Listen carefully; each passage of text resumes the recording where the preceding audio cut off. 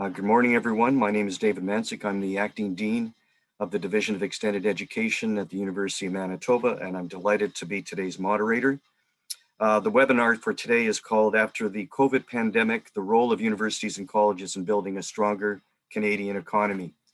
Before we begin, I'd like to acknowledge that the University of Manitoba campuses are located on original lands of the Anishinaabe, Cree, Oji-Cree, Dakota, and Dene peoples, and on the homeland of the Métis Nation.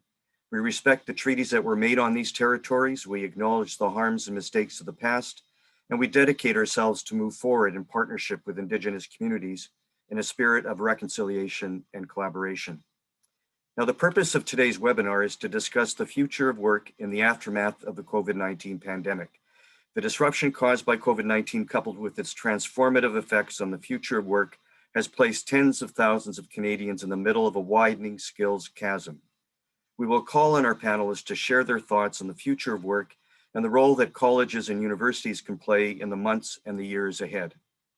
We hope that the webinar will encourage discussion on the role that post-secondary education sector might play in both upskilling and reskilling for future work, based on questions that I will pose and questions that I hope you will pose later in the session using the chat function. Now, at this time, I'd like to introduce today's speakers. First of all, our keynote presenter is Cynthia Leach. Cynthia will give our opening presentation. She's the Senior Director of Economic Thought Leadership at RBC, and in this role, she helps shape the narratives and research agenda around forward-looking economic and policy analysis, covering topics such as the future of work and the reskilling challenge. Cynthia is a graduate of both the University of Manitoba and the University of Toronto, so welcome to Cynthia. We also have Michael Benarroch. Michael is the president of the University of Manitoba and a former dean of the IH Asper School of Business here at the U of M. Previously, he was provost and vice president academic at Ryerson University in Toronto, and earlier in his career was the founding dean of the Faculty of Business and Economics at the University of Winnipeg. Next, we have Fred Meier. Fred is the president and CEO of Red River College, Manitoba's largest college and the only polytechnic. In addition, Fred serves as member of the Premier's Economic Opportunities Advisory Board. He too is a graduate of the University of Manitoba, holding a Master's of Science degree. And finally, we have Heather McRae. Heather is the Dean of the School of Continuing Education at MacEwan University in Edmonton, and the past president of the Canadian Association of University Continuing Education. As Dean, her key focus is on partnership development within and outside of the university, and the establishment of structures and processes that enable student participation and success. Now, the format for today's webinar will be as follows. Cynthia will give an opening presentation that will last about 15 minutes. Then we've asked the panelists to each take about 10 minutes each to respond to what they've heard from Cynthia. After that, we will open it up for more of an informal conversation between all the presenters. And then as moderator, I'll pose a few questions if we have time. At the end, we will try to leave 10 minutes for a Q&A when all of you will be able to ask your questions using the chat function. Although we won't likely be able to get to all of your questions, we will certainly try to get to as many as possible. And just before we begin, just a few last minute procedural items. Number one, please mute your mics. I see that most of you have done that already. And also please be aware that we are recording today's session for those who weren't able to register or for those who'd like to listen to the session again. So without further ado, I'll pass things on to Cynthia, who will get us started today. Cynthia. Thank you very much for having me. I'm really excited to be here and excited that the University of Manitoba is furthering this discussion. I'm pretty new to RBC economics and the skills discussion, but RBC is not. My team at RBC economics has been in this space for a while because we think it's really important to Canada's prosperity. And within the bank more broadly, we think it's important to our business. So I'm going to go through a few comments today, but I think the key message is that there's so much uncertainty going forward, and that with so much at stake, as stakeholders will need to be flexible and collaborative to understand various perspectives while pushing each other to iterate and innovate. So let me do a little bit of that today. Our 2018 report, Humans Wanted, really helped propel the conversation around accelerating disruption, skills-based job mobility, lifelong learning, digital fluency, and foundational or professional skills. And when I go back and read that report, one statement stands out to me pretty strongly, and that is flexibility is the future. It's pretty prescient for the last year that we've seen.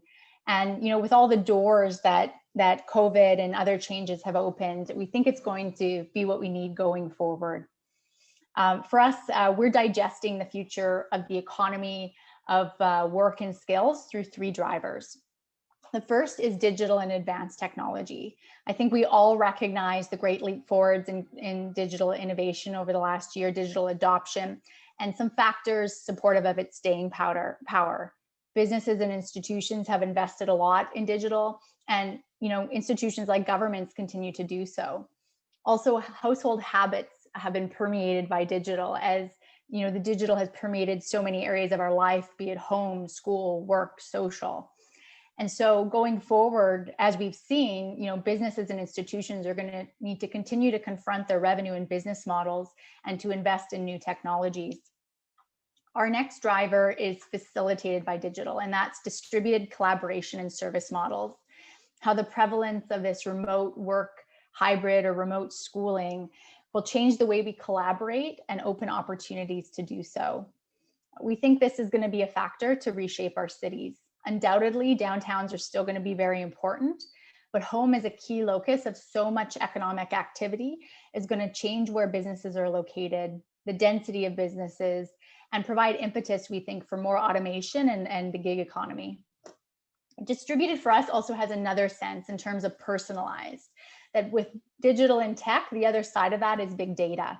And households have been, conditioned now, and we think, we're going to continue to expect convenient and tailored products. Our third driver is wellness in an expansive sense, that, individual mental and physical health, opportunity and well-being, the health of our communities, and the health of our environment. It means an expectation of being heard, and we're seeing it in what you might call a renegotiation or reconsideration of the formal and informal compacts that underpin our society, and reflected in things like stakeholder capitalism or the push to bigger government.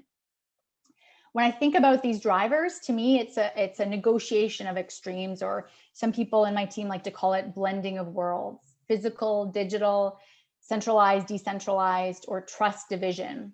And with the pandemic, it seems like, we've made great leaps forward overnight, and in some ways we have. But the reality is we're going to be negotiating and renegotiating the line between these things for some time to come. And so, in some sense, there's a lot of uncertainty. Who knows exactly where the chips will fall?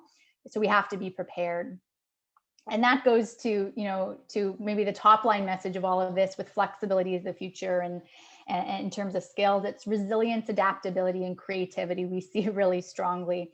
These will increasingly be core in-demand skills to adjust to change, and also cross-sectoral challenges and opportunities.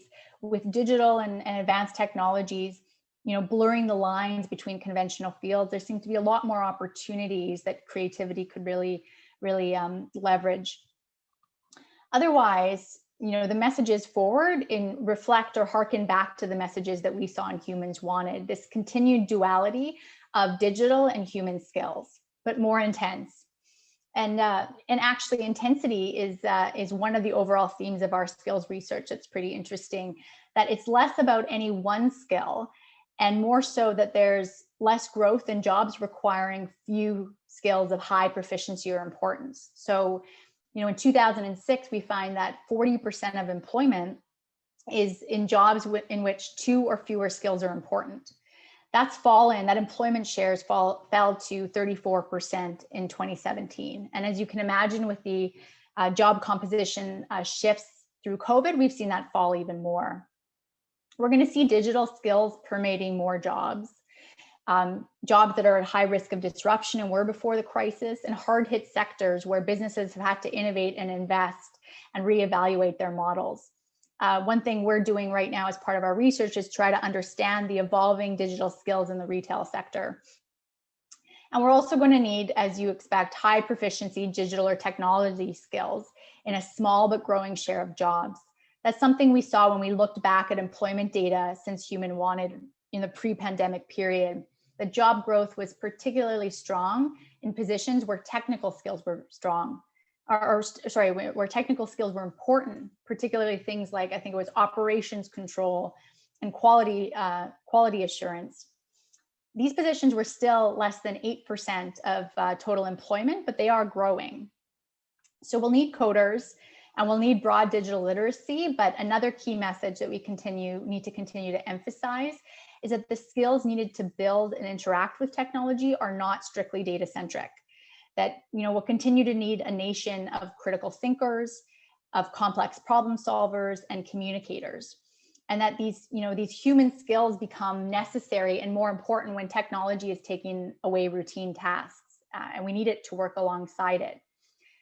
There's one example someone on my team likes to mention about how technology is automating coding itself now, a real example of how digital skills are not the be all and end all. And there's been a lot of work to support that these soft and professional skills are going to be essential to be heard through monitors, through sensitivities, to find solutions to problems with difficult trade-offs. And so effective collaborators, active listeners, and managers, remote management skills, for example, are going to be really important going forward. So what is the role of post-secondary institutions in all this? Well, first of all, I think it's important to acknowledge, the incredible progress over the last few years in this space, in this skill space, since we wrote Humans Wanted even, that there's leadership from places like the Future Skills Center, the Labor Market Information Council, the nod to lifelong learning with the Canada Training Benefit.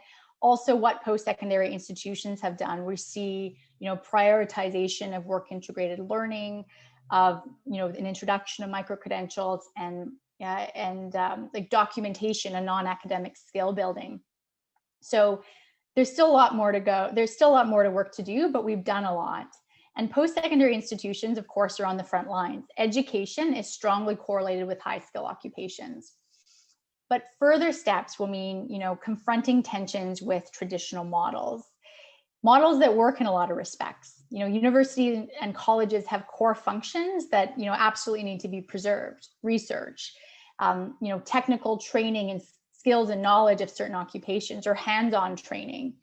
And, while this is important, not all students fit into those buckets. And based on the future work and expectations, we expect that, more students may continue to defy those traditional structures. So we though think that, post-secondary institutions, can identify these gaps and develop partnerships to really be leaders in the skilling of the economy. And I think there's a few areas that are worth touching on today to help spur the conversation. One of these is skills-based assessment. So as practitioners and policy wonks, we're talking about the language of skills, but we're still a ways to go to think about skills holistically, or the shorthand for that. And, we're still a ways away from hiring for skills over credentials. As someone pretty new to this, I look at all the documents we produce that are incredibly informative and important, but they're still not quite actionable, usable by students, for example. And so I think it's incumbent upon us as employers, as researchers, as people in the field, to think about how we can produce more evidence-based, data-informed, and digestible products for students and practitioners to use. And what's encouraging is all the empirical work, all the field work that's happening to test different approaches to assessment and to upskilling. And I think there's a good example of involving one of our panelists with Bow Valley College and the Future Skills Center led initiative to use AI to identify skills in high demand occupations and then find a way to recognize or credential those skills in job seekers. I think Red River College is a part of that. And so these type of things are very important and very interesting. We've got to make sure, obviously, that we're collating and interpreting findings and that we scale those approaches. Another one is, the entry point to career and skills advice. There's still very uneven access to career and skills advice. Undoubtedly, this training, a lot of people feel like I do, that this should be happening a lot earlier than in post-secondary education. But in the meantime, we have to recognize what we have, and that, the role that post-secondary education can play as the interface or the transition from schooling to the labor market. There's a lot of work being done here, but we still think more students need to be more broadly available, forward-looking career information, a big picture view on skills development and expected disruption, and advice on multiple career pathways. Ultimately, students need to be equipped with the language and the tools to describe their skills and to describe their experiences. Students are clearly have a role to play here. They need to take ownership of their own careers, but part of that is knowing what's out there and who to talk to. And without a doubt, universities and colleges have a huge influence on youth, and a role to build informed options, to provide a safe test environment, and to connect people. Of course, in this career space, there's a lot of different players and a lot of different entry points. So we need to know what each other are doing and how the system fits together as a whole. The next one is in work integrated learning. As I said, a lot of progress here. About 60% of post-secondary students do work integrated learning. So that's a nod to our institutions, our employers, and our students. Studies have shown, of course, that work integrated learning can ease the transition into the labor market and improve earnings. And while the effect differs for different groups of individuals, work integrated learning can be a leveler of outcomes. But we need to find ways to make those opportunities available to more students and to make it a more seamless student-centric process on all sides. A couple of weeks ago, I was talking to RBC's head recruiter and talking about some stories that we've been hearing, that he's been hearing about, opportunities that are only offered to narrow student groups, that are confined to narrow degree-related experiences, or not related outside of formal co-op structure. So there's obviously tensions in addressing that, but it's something we need to be talking about, we think. At RBC, we're obviously really committed to developing early talent and see ourselves as a key role in this area. We hire youth of diverse backgrounds for our term works. I think the number was 70% of our summer students are non-business students and 60% are non-co-ops. And we're hiring more out of colleges for many technology positions where we see a strong skills alignment. So, and for non-co-op hires, we're working with institutions to try to recognize formally those experiences. And the final one I'll touch on, which might in some cases can be contentious as well, is remote and digital education. The experience for many students and faculty has been negative, unsurprisingly adapting en masse to online with the stresses of the pandemic.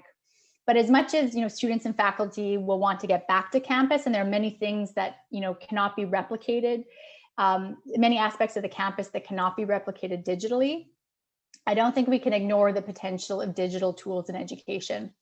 With the investments that have already been made by institutions in online education, and the increased demand for personalized learning experiences and student-driven learning, and the way that technology can facilitate that, and the disruption and changes we expect to see in our labor market, I think it would be a missed opportunity to not fully considering how our core, institutions' core offerings can be complemented by leveraging digital at scale, in a few ways to reimagine in some respects post-secondary programming to support learners' situations, individual situations, and cross-functional skills acquisition, such as looking at degree structures, program duration, and recognition where appropriate of micro-credentials toward degrees. Also to reconsider our education strategy, our international education strategy rather, that, we wrote something on this that garnered good discussion. Yes, international students overwhelmingly want to study in Canada and see it as a pathway to immigration. But the advent of online learning universally represents an opportunity to export a key Canadian strength via an online platform. And we find it interesting that it may open an opportunity to develop a pipeline of talent for in-person learning at Canadian universities and ultimately for immigration. And to reach underserviced groups, groups like mid-career or employed workers who traditionally don't get enough skilling opportunities and who have other demands on their time. Or for example, many Indigenous youth that we hear, we've had roundtables with and conversations with Indigenous youth over the last 18 months about digital skills in particular. And one thing that keeps on coming back is from many of them is a tension between going to pursue advanced education and leaving their communities. So how digital can bridge those divides we need to be talking about, and how we do it in a way with a lot of discussion and inclusion, which have been, shown empirically to improve outcomes. Now, with digital, of course, such an approach is not without risk. And so it should not be piecemeal. It requires a strategy and discussion and potentially cross-institutional partnerships to reach scale. And, we hear things like Education City in Ottawa or the Maple League in Atlantic Canada that kind of shows examples of what that could look like in certain circumstances. So cognizant of the time, I'll wrap up here quickly that, I think overall post-secondary education is obviously one actor in this important ecosystem, but it's a big one. And, it's a key part of the solution, and other people have more work to do as well. As employers, we need to do better at, evaluating our skills needs, and also finding ways to help smaller businesses do that in a way. Smaller businesses that may not have the resources or capacity to be so forward-looking. And as businesses, we also need to be proactive about engaging with our university and our education partners, practitioners, and others to find ways to skill our workforce. As practitioners and field researchers, of course, need to continue to identify gaps, develop tools and test approaches. And government has more to do to, incentivize or facilitate lifelong learning, to bring the career discussion into earlier stages of education, and to help scale what we find works. So, ultimately, going back to the beginning, as stakeholders, we need to work together to hold each other to account for tangible, actionable progress to ensure that all Canadians can participate in this future economy. I'll leave it there. Thank you. Thank you very much, Cynthia. That's a very interesting presentation. You raised a lot of provocative issues and ideas, and I'm sure we'll get some interesting responses from our panelists. We'll start with Michael Benarroch. Michael. Thank you, David. Thank you so much, Cynthia, for that. I'm trying to figure out which of the things you've said I should speak for 10 minutes on, because that was a really packed presentation with I think concisely looks at the challenges we are facing in this transition that's taking place. I think it's important to say that many of the things Cynthia is speaking about, not all, but a number of them, that kind of transition and that way of looking at the world was taking place before COVID hit us. And this is, Humans Wanted document, a study came out before COVID hit us or during the time, but it was really based on what has been happening in the world. And I think that universities and post-secondary institutions have been looking at this and learning from the changes that have been happening in the world. And in many ways, we have been evolving. Maybe, some people might not think fast enough. Some people might think too fast for their liking. So, I think we have been evolving to this. I just want to say that I do believe that with COVID, and one of the things we've learned is that universities have become, I believe to be, and post-secondaries more relevant than they ever were. And if we just think about the treatments around COVID and the vaccines, just think about the research that has been coming out. This has been an exercise in how we collaborate between government, between universities and the private sector. And if you think about the work that's been going on and how it accelerated the pace of research, accelerated the pace at which the vaccines were being developed, it has really been a result of these bodies coming together and working together on this goal. Last on that is if you think about, the research that's now taking place of the mixing of vaccines, that's again a collaboration between these three bodies. And so I think it's important to, the reason I give that example is because I actually believe that the things that Cynthia has been talking about will require for us in Canada to be able to prepare ourselves and to be in the position to really adapt and change and respond to the needs of the market, will require that government, post-secondaries, and industry or public-private organizations work together to really move the agenda forward in our country. Because I actually believe right now we're in this state of flux where we talk about a lot of skills, but we haven't really pinpointed what those ones are. You know, we still hear as a university, we still hear from employers that in fact, you know, they need them to have certain capacity to go out and work for them. And what's been layered on top of that then is a number of skills around collaboration, critical thinking, communications, digital literacy. And so the landscape right now is a little bit muddy because we're working through all of this. I think that one of the really important things that Cynthia said was this skills-based assessment. We don't really do a lot of skills-based assessment. We need a lot more work in that to bring it to where we are. So that's kind of an overarching, let me bring some of this into COVID and where we're moving from this. The thing about COVID last March is it forced this kind of digital revolution onto universities across the span of everything that we did.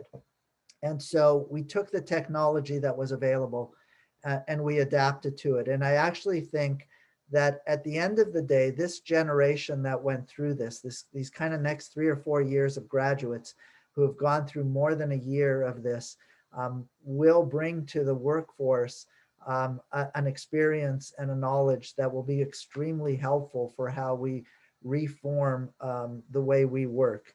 But coming out of COVID, we have an opportunity to choose those parts of this kind of digital adaptation that we've done, to choose the parts that work best for us. We didn't have a kind of a choice in the past. And I think that that's going to be really important for how we form the way the hybrid institution looks in post-secondary institutions. I also think we are providing a tremendous amount of data back to technology companies, software companies that are adapting to this. They know now what the weaknesses are in terms of, for education. I'm going to speak about education, though I think it applies elsewhere. We know we're beginning to identify where the gaps and weaknesses are.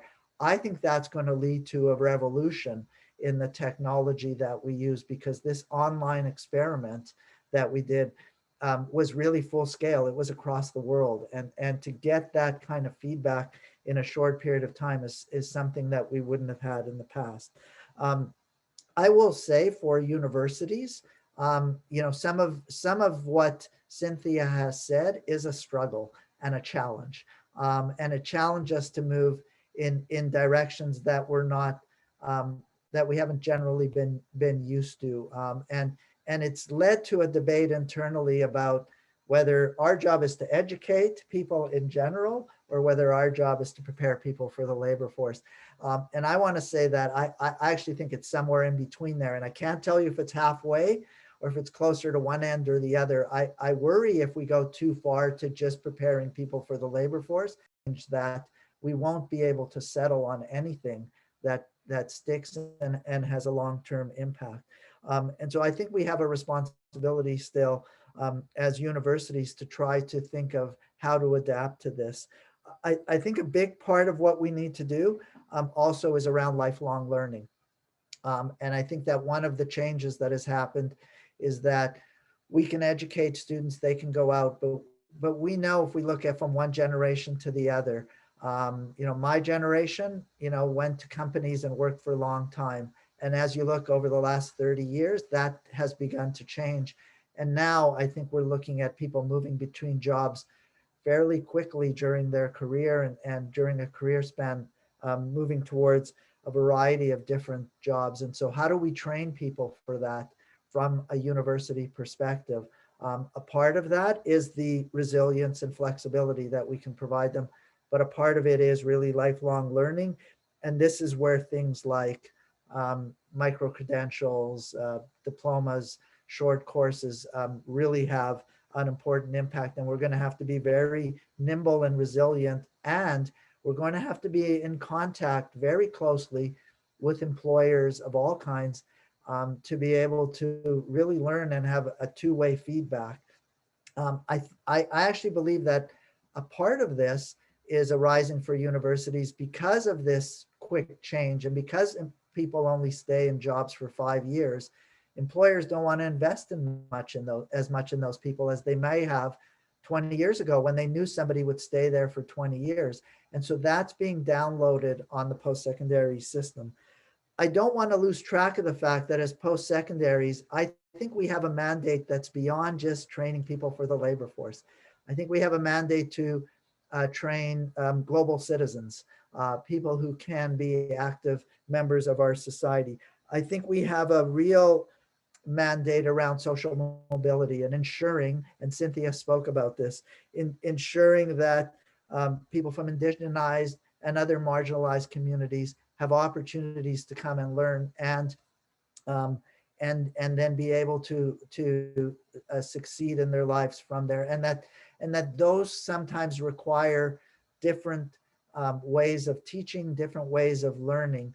I think we have a responsibility to teach a variety of different ways of learning and not just one. And so, I think we do have mandates. And then finally to all that, I think we have a mandate that I worry we're moving away from, which is to conduct fundamental research. And I believe that fundamental research, not always leading to a patent, not always leading to an invention, can in many ways transform society far into the future. There is considerable research now that shows that if you look back, for example, at the space industry in the United States, that much of that was initially driven by fundamental research. And when the US decided they wanted to put a person on the moon, they went back, and much of the fundamental research that went to, finding ways to conserve food, finding ways to fly in space, all of that was adapted. And that original research wouldn't have happened unless government, post-secondaries, and industry all worked together. And I think we've moved away from working together on these things and not seeing a collective responsibility. So I will stop there and turn it over to the next speaker. Thank you very much, Michael. You've advanced the conversation even further than we started with. So we'll now move from sort of an institutional perspective to more of I would expect a sort of a continuing education perspective, and turn to Heather McRae from MacEwan University, who will speak a little bit about what she's heard today and sort of advance the conversation even further. Heather. Great, thanks, David. So I certainly agree that more inquiry and planning with key stakeholders is required in order to address the skills gap. I would also argue that continuing ed has a role to prepare people for the labor force and has had that role for a very long time. Many of us like to see ourselves a little bit as disruptors within post-secondary, because we're always running pilots and trying to look at things a little bit differently than others. We certainly also work with business and industry partners. So it's not just about skills, though. It is about the knowledge and ability to apply the correct skills at the right time. And this is where some of the other skills that Cynthia and Michael have talked about, analysis, communication, emotional intelligence, the research skills, they're necessary in order to look forward to the kind of world we want to see. According to some of the business and industry partners that I've been talking with, we're currently in the space between what was required in the past, the old ways of doing things. And the person I talked about the 70s and 80s way of running our businesses versus where we see we're going with the influences from AI and other technology tools. So I think we're kind of in this middle space right now, where we know that there might be things like autonomous truck drivers, but that's not happening yet. And so I think this current state could actually last for a while. And that's where certainly continuing education can play a role within post-secondaries to help with the transition. So this is a problem of now. We need to think about the future, and we need to think about it from an enterprise level and an integrated and networked world. So I think certainly the comments from Michael about COVID and the changes of that disruption are certainly coming into play here. We need to provide specific skills that have relevance while we're building towards this kind of new world. And this is going to take a lot of thoughtfulness and collaboration from multiple parties.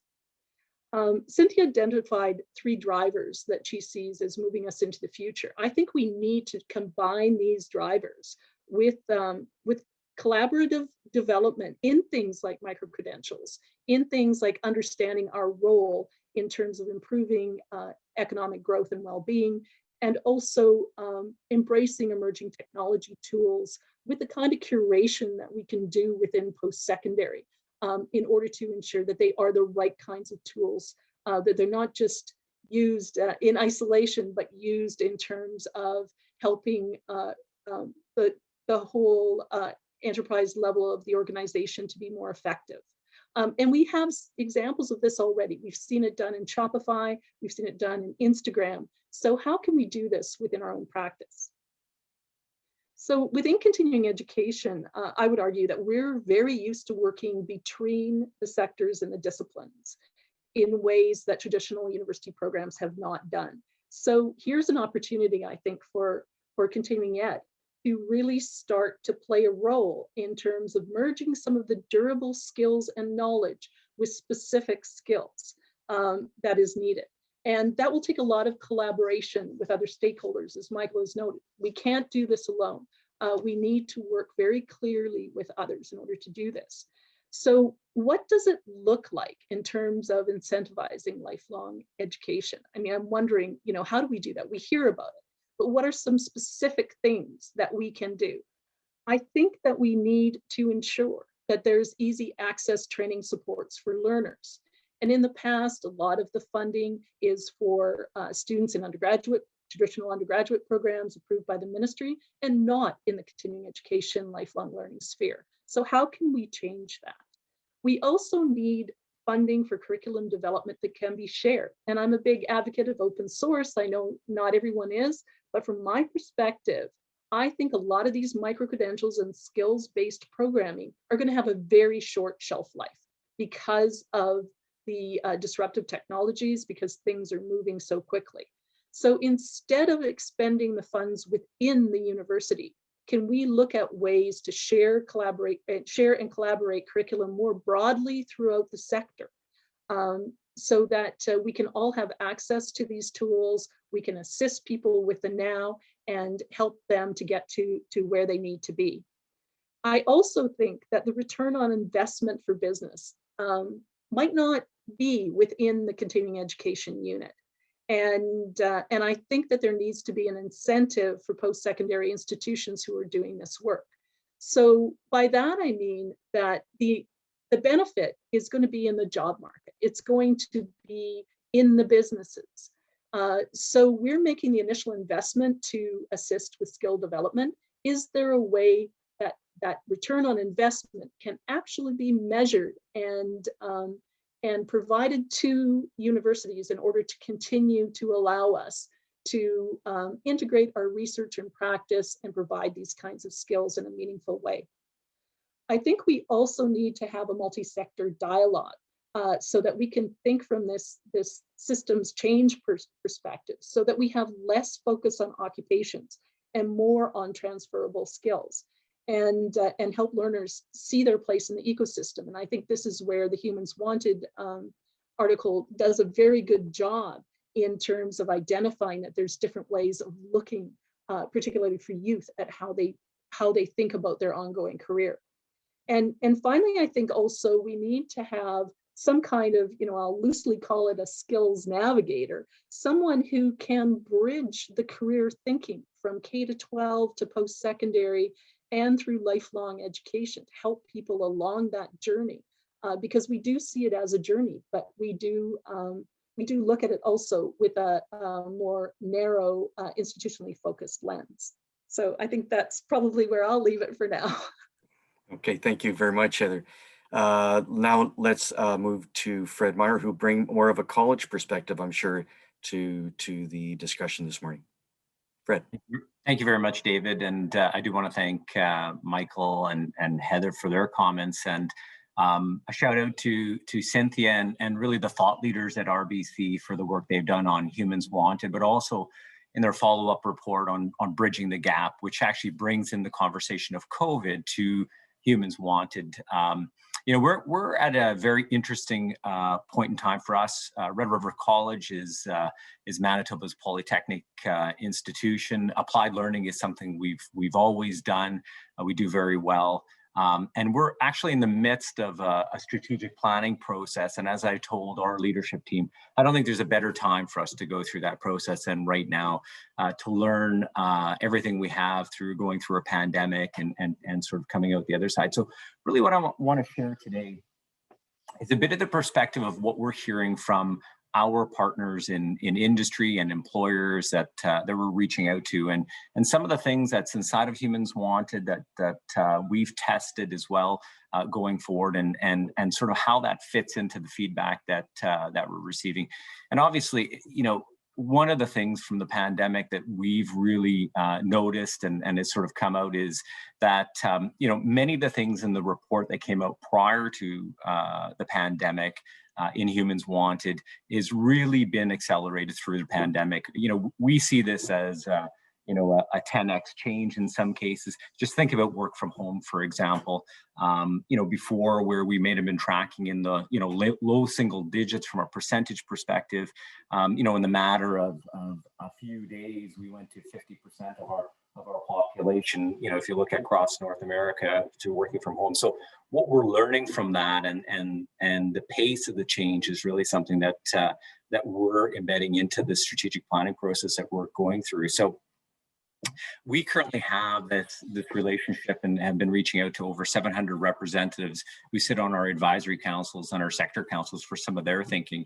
And, one of the things that's really come out is how employers who have traditionally been very focused on technical skills and on those technical competencies for our graduates, and many of our graduates, move straight into the labor market, but how they've been coming back to us and saying what they're seeking now is truly what we see inside of Humans Wanted around those human skills. And, we were talking about how we assess those and move them forward, but to us, they're talking about, skills such as adaptability and problem solving, strength in those communication, those sort of core humanity skills. And I know Michael was sort of speaking about the value of some of those skills in education as well, but how we're seeing that in sort of, the sort of non-traditional sectors that we would expect to see that in. So that's certainly something that's come out for us. We're also seeing this sort of blending of very specific technical skills as well, which we haven't seen in the past. So, in a conversation that I've recently had with a local manufacturer around skills associated with, electrical engineering technology and those very specific skills, saying, what they're looking for is somebody who has that skill set, but also a computer programming or an artificial intelligence one, and combining some areas that were traditionally combined in the past, which then leads me to this sort of, the whole comment around how learning is changing as we move forward, and how we need to look at much more of a modular, flexible, customizable, digital and accessible type of education that's provided. So breaking down the learning into those modular components and having access to those through what we're learning in COVID and what we're learning through some of the digital tools that we've moved forward as well. So this is something that's clearly on our minds as well to sort of meet the needs.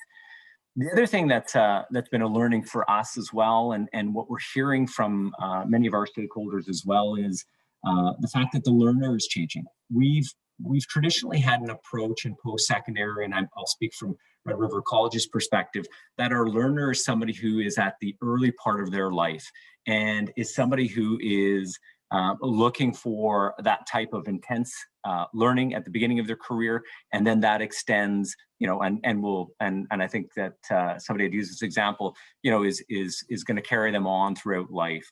That model's changing, and we're really seeing that industries coming back to us and saying, we not only need to have this as lifelong learning, it's essential for us to upskill in the workplace.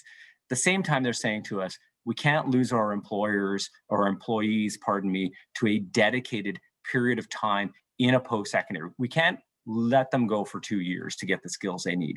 You need to be able to have them modular. There needs to be an ability for them to access on a much more of a, from a burst perspective, very specific and targeted as well. So as we start to look at who our learners are into the future, they will obviously still be our foundation of those that are early in their lives, that are looking for those foundations of learning.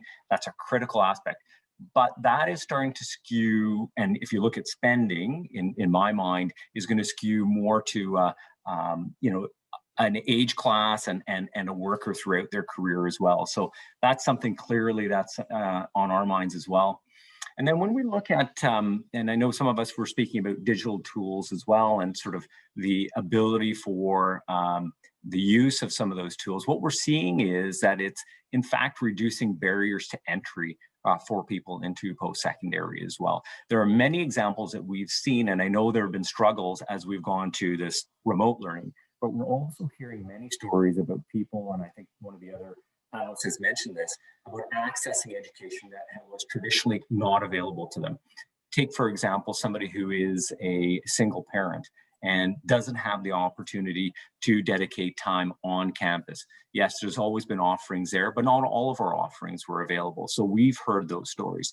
We've also been able to customize through the use of digital tools as well, programming for remote Indigenous communities, the ability to have theoretical or some of these new digital tools that we have for learning available in community, combined with that sort of short burst of applied hands-on learning on campus, which allows it to be much more tailored towards the needs of the learner going forward. So this is, you know, speaking out of Humans Wanted and also some of the comments of the other panelists, really what we're seeing here at the college as well.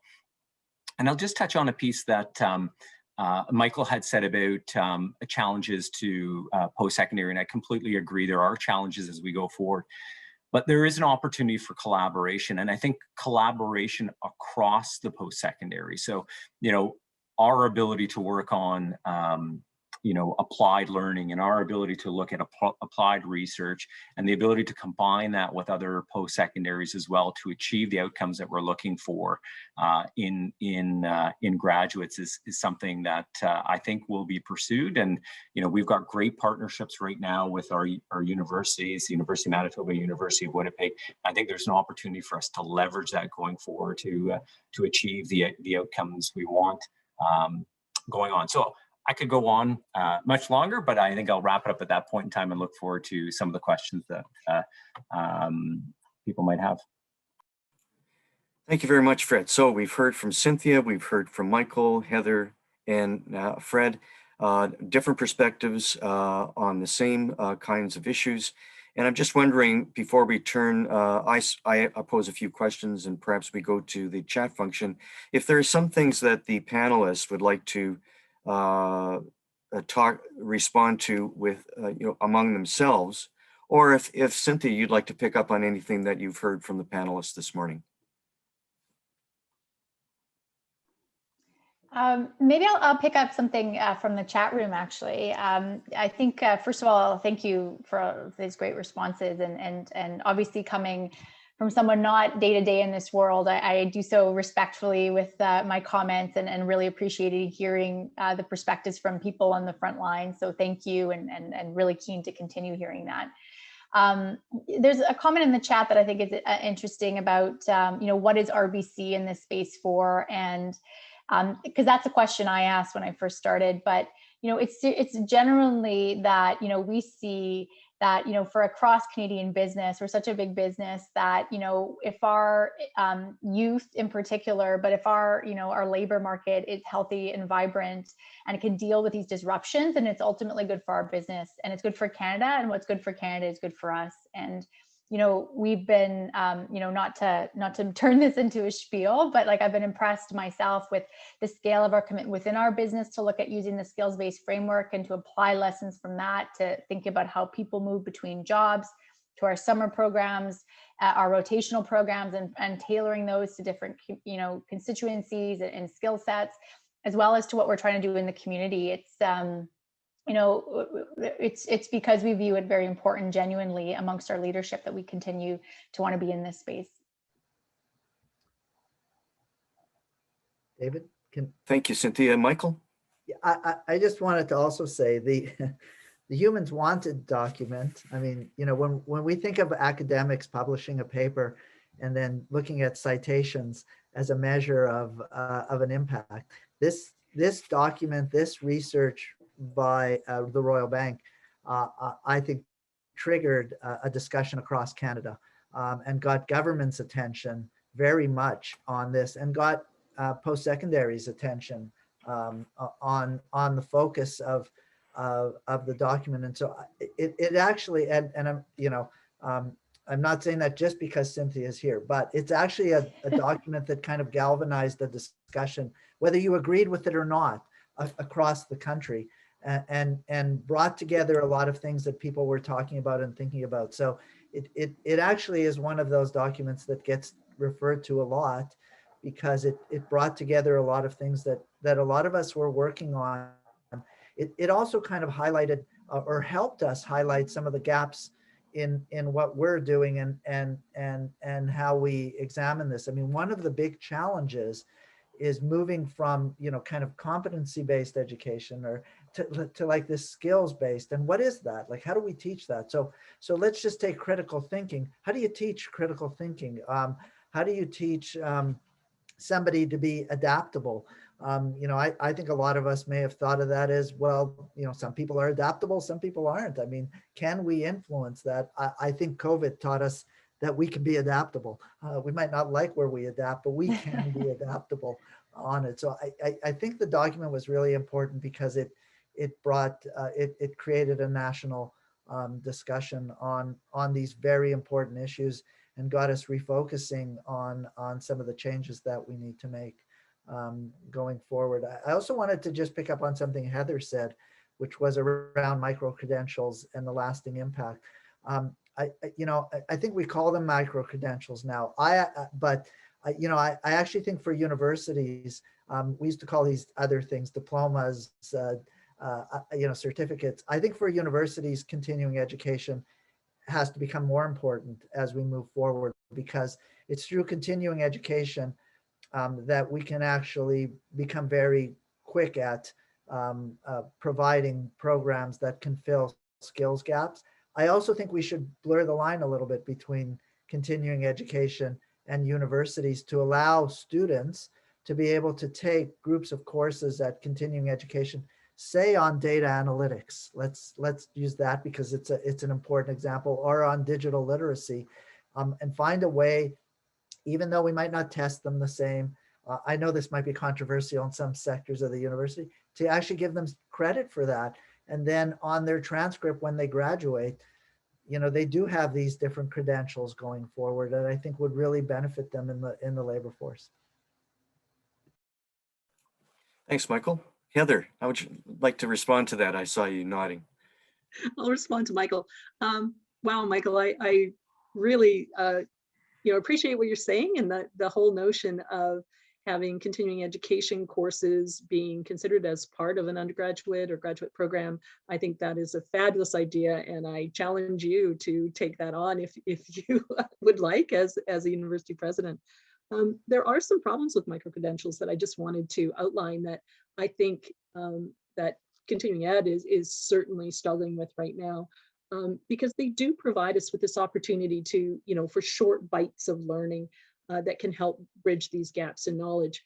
But, even the term is misleading. Micro-credential is not actually a credential. And so people are struggling with that, I think, in the community in particular, and in business as well. And it's not the same as our current short courses that we offer in continuing education. What I've discovered is we've had to start from scratch. We are rebuilding them from actually the bottom up, in terms of looking first, of course, at what we're looking for in terms of outcomes and skills, and then creating them from there. And the other thing I've discovered in some of my discussions is that, well, laddering sounds really good, and certainly governments like the notion of laddering because it has this sort of continuous learning emphasis in it. Is it really feasible in terms of being able to match up the competencies with other programming, and do learners really want it? Or are they quite happy to be able to get the skill for what they want and to leave it at that as part of their whole learning passport, which is certainly coming into play these days as well. I appreciate Michael's comment about assessment. I agree, it's not clear.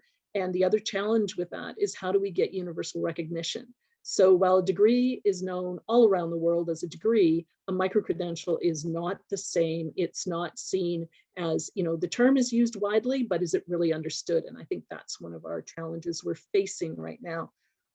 I think we also need to learn to co-create better with industry. And I have to say, I'm pleased to discover that there are some industries there who are looking at the bigger picture, like RBC, who really see a pan-Canadian positive effect for everyone who lives here and who is looking to be a contributing member of society. So there are industries out there. I think we're going to have to find them and work with them in order to get to move this whole project forward, so that it becomes ingrained in, as degree programs are in terms of the educational environment.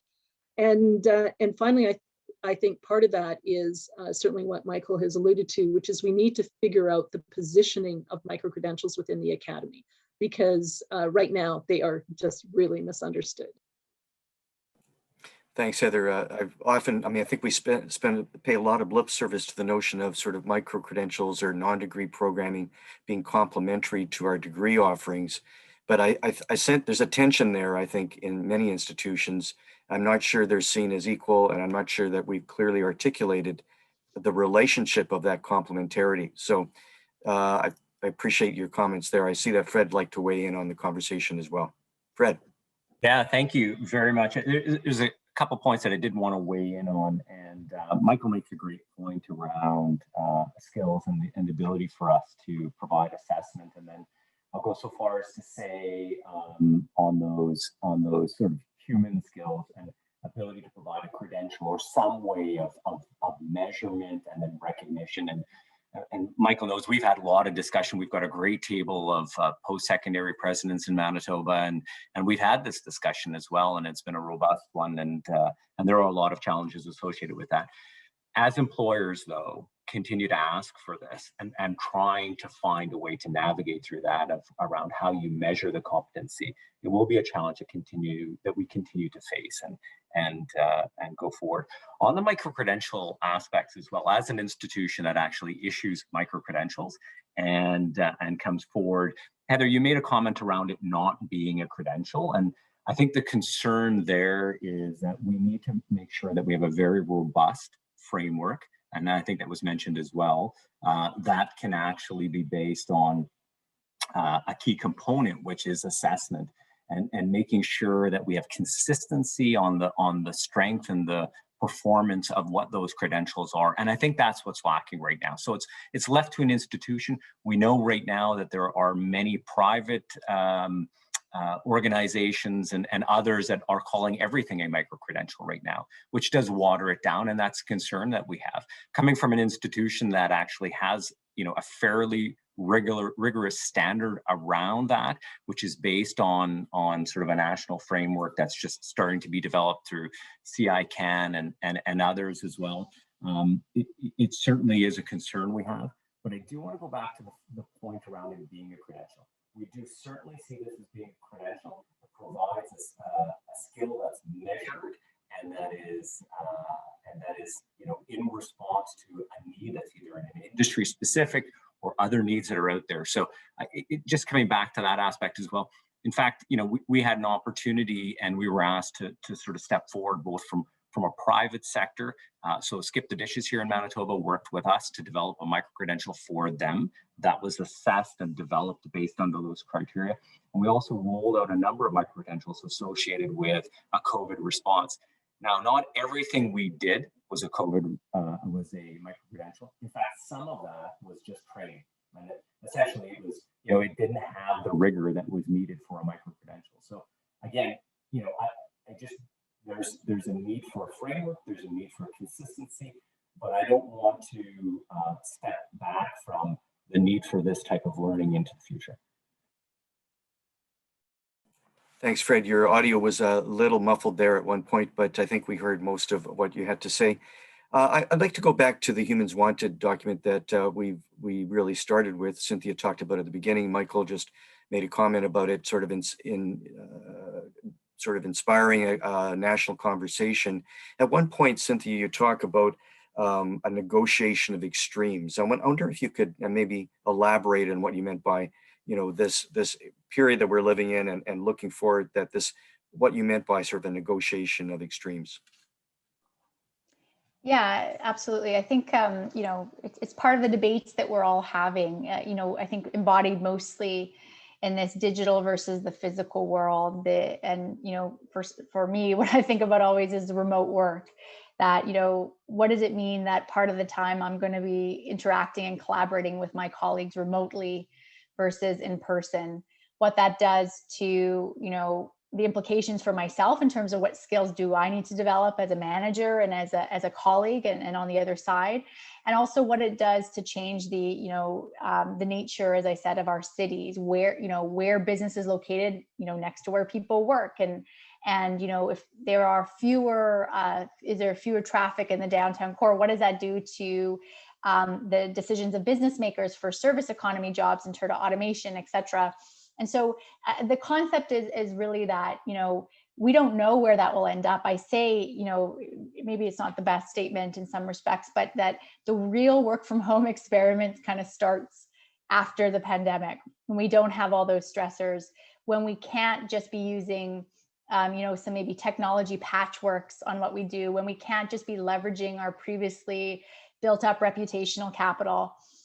So, all of us as institutions and work units, as we approach this environment, are going to have to up our game.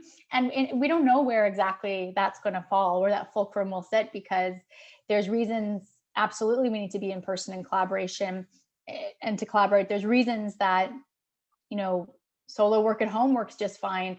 But the real middle zone that's up for, negotiation, that's up for debate is, things that how we can collaborate effectively digitally and use that to complement what we do in the extremes. And so just because there's so much uncertainty, that I think we're going to be seeing a bit of an iteration on that aspect going forward. And I would draw that same parallel with some of those other trends, the centralization, distributed, how digital and really many other aspects lead to, distributed collaboration and service models, and some of those aspects seem a bit stickier, but how we'll still, I think, be we don't know where it's going to set, and that's the same for the social climate, I think, that we're hearing. Yes, thanks, Cynthia. So you talked about working remotely from home, and at some point there will be light at the end of the tunnel, and people will start returning to work. But what do each of you think the workplace will hold in the future? What are your thoughts on how the workplace will actually change? Any thoughts on that?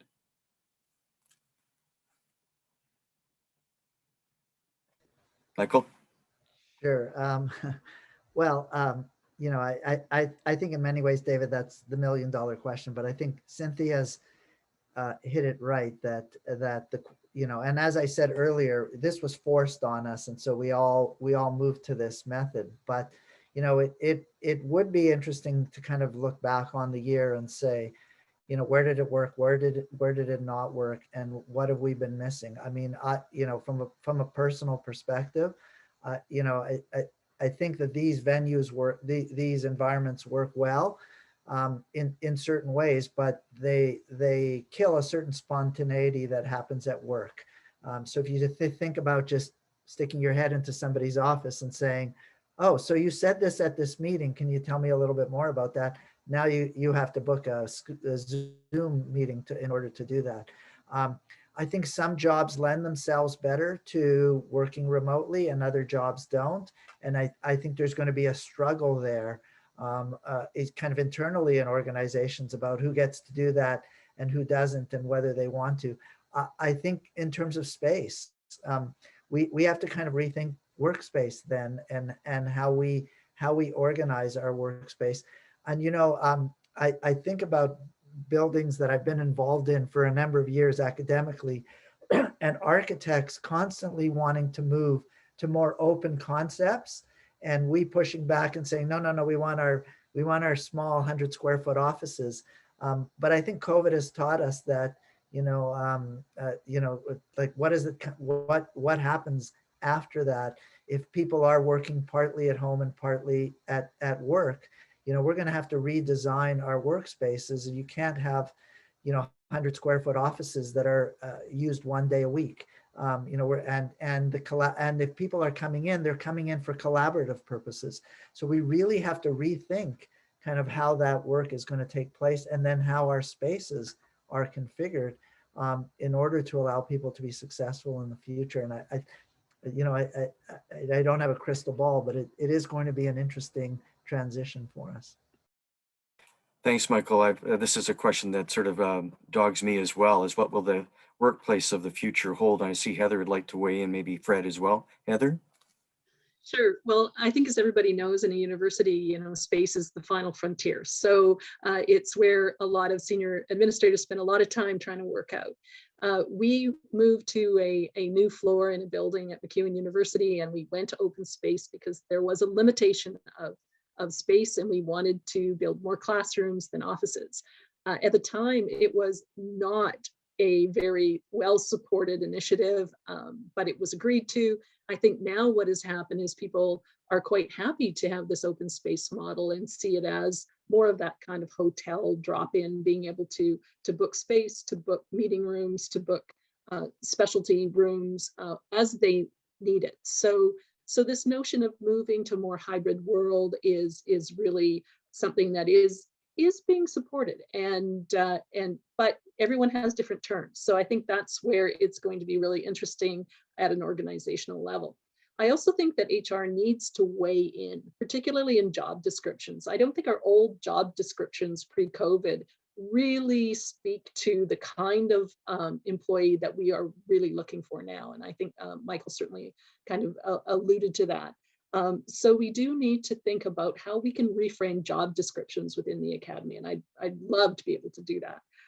And finally, I think HighFlex is something that is starting to become of interest to a lot of academics. But it comes with its own set of challenges around pedagogy and also around operations. Can one individual instructor manage both online students as well as students in the classroom? And what does that look like, particularly at universities and colleges that don't have graduate students who might be able to help with that process? So I think we have lots of conversations about this in terms of the workplace of the future. Thank you, Heather. Fred, what are your thoughts? Yeah, and much has already been covered, and I agree with all of the panelists on that front as well. It's interesting when you're having these conversations now. The conversations are very much focused on, wanting to keep the good things and sort of not have some of the things that they don't like. So I think really what we're looking at here is flexibility into the future. So looking at the opportunity for more flexible than pre-pandemic, but certainly likely not what it looks like exactly right now. So that does have an impact on what space will look like on campus. And I think that the conversations are much more open. And Heather had mentioned this, we find the same thing where, when you're speaking about hoteling space and others, people can kind of see that as a trade-off to more flexibility in the other aspects.